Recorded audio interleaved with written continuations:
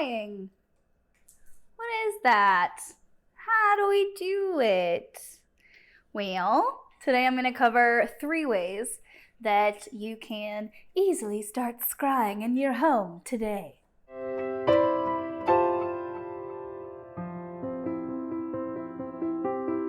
Hey everybody, welcome back. If you're new here, my name is Amy. I'm a witch, a spiritual guide, and an energy healer.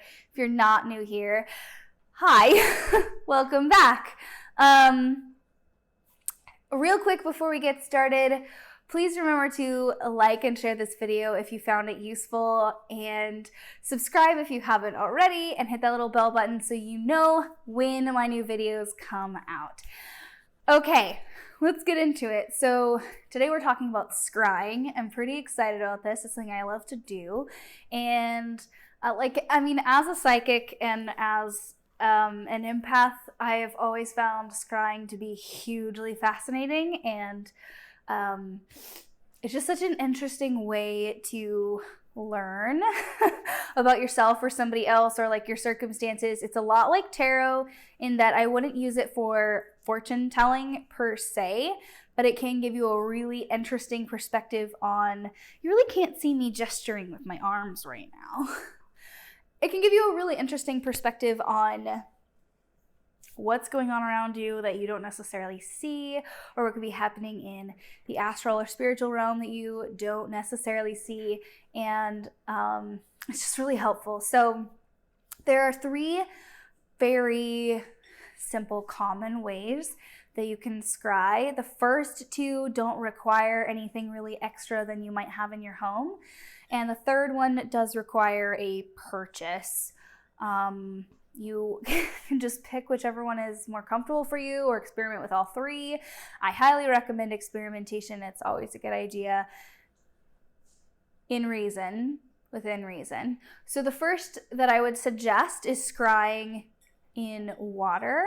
I would suggest getting a bowl that is a solid color, like a black ramen bowl, and just filling it halfway or most of the way full with clear water, and then you want to set it on a surface that you're not going to be able to influence physically. So if you put it on a coffee table, then you want to not be sitting too close to it so that you don't bump into it. You can put it on a counter, or you could put it on the floor in front of you and sit crisscross applesauce. I like that way a lot because scrying sort of requires a little bit of meditation. It sort of requires a focused mind. So set your bowl of water on the floor in front of you, crisscross applesauce, and you want to sit far enough back that you can't actually see your reflection in the bowl. And you also don't want to be close enough that your breath is affecting or breaking the surface of the water. So once you're all set up and you have your water, I want you to do what you would normally do to get in the zone. For example, I would sit crisscross applesauce. It's just fun to say. And start a meditation. I'd connect to the earth, the universal energy. I would bring up my psychic shield. I would ask my guides to protect me, to help me filter information.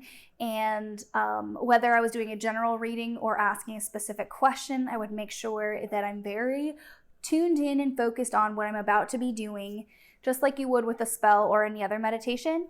And then you want to look at the surface of the water. Now, one of the reasons why I want you to sit back from it so you can't see your reflection or so you can't breathe on it is that you're going to look at the surface of the water, but then you're going to allow the surface of the water sort of dissolve from your vision. So you're going to it's almost like meditating using a candle flame, except that you're going to look into the water and then just kind of let your brain relax, let your eyes relax, let your inner voice relax, and just focus on the water and just sit like that. Wait for images to come to you, wait for things to change. And again, like anything else, this takes practice. It can take time. If you don't get the results that you're expecting the first time or the third time, don't give up on yourself. Don't get angry. If you start to feel strong emotions about what you want to see in the mirror, and if you start to feel like the mirror isn't necessarily showing you what you want it to, or you're frustrated because you don't think you're seeing anything, or you can't do it or whatever, take a break, please. Just take a break. Give yourself some time and come back to it later or another day and try again, because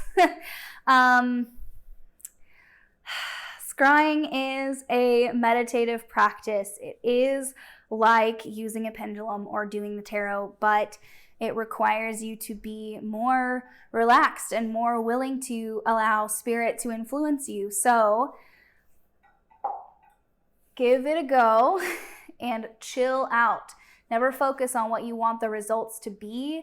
Just ask your question, or if you don't have a specific question, the general, what do I need to know about my situation right now? What do I need to know right now? Always works. It's always a winner. And then just let go of the end results and give it a shot. If you do this, I really want to hear about it. Please post a comment in the comment box down below, or send me a DM on Instagram. I check those as often as I can. Okay, so now that we've covered how to scry with water, again, you can also, if depending on your element as well, I'll post a video here somewhere about how to find out what your element is, if you're an elemental witch, if you're an elemental witch, or if you're interested in finding out. If you associate more with air or fire, then you might want to try scrying with smoke. So the reason I didn't mention this before is because you're going to want incense or sage or something like that you can burn, so that you can focus on the smoke that is billowing up. And then you want to do something very similar that you would do with the water. You're just going to focus on the smoke instead. You're going to do the same setup, the same meditation. You're going to ground yourself, make sure that your mind is clear as it can be, very relaxed. If you can't stop your thoughts from happening, that's fine. Actually, that's not you don't need to stop your thoughts from happening. Just observe as they come and observe as they go. And then instead of focusing on a candle flame or on the surface of the water, I want you to sort of look into, through, and past the smoke. And again, just be open to the circumstances, be open to the results, and allow it to happen. The third way that I personally know of and have used for scrying is using a scrying mirror. Now, the reason I didn't mention this at first is because it does require a purchase. A scrying mirror is black glass. It's often made out of pure obsidian. It has no imperfections or scratches or anything on the surface. They're usually round. Not always. Sometimes they're oval. But a scrying mirror, it does cost a little bit of money, and sometimes a little bit more than a person might want to spend. And I like to encourage people to do what they can with what they've got. And I really think that it's totally possible to achieve just about anything, to achieve anything without tools. So that's why I didn't want to talk about this first. A scrying mirror, the process is pretty much the same. You want to set it on a surface that is stable. You want to sit in front of it. You don't want to be able to see your reflection in it or the reflection of anything else. If there are lights shining onto it or anything, you might want to move a little bit. And then again, just allow your eyes to focus on the mirror, and then to just relax and let the mirror do what it's going to do. Again, you need to be, I cannot stress this enough, you have to be patient when you're scrying. It's important to be patient with yourself and with the tool and with spirit and everything. It does take time, and even if you're very practiced, scrying can take time. So it's just about getting yourself in the right state, being able to receive what's coming through, and not focusing too much on what you expect to see. And yeah, personally, I love using a scrying mirror. It's one of my favorite methods.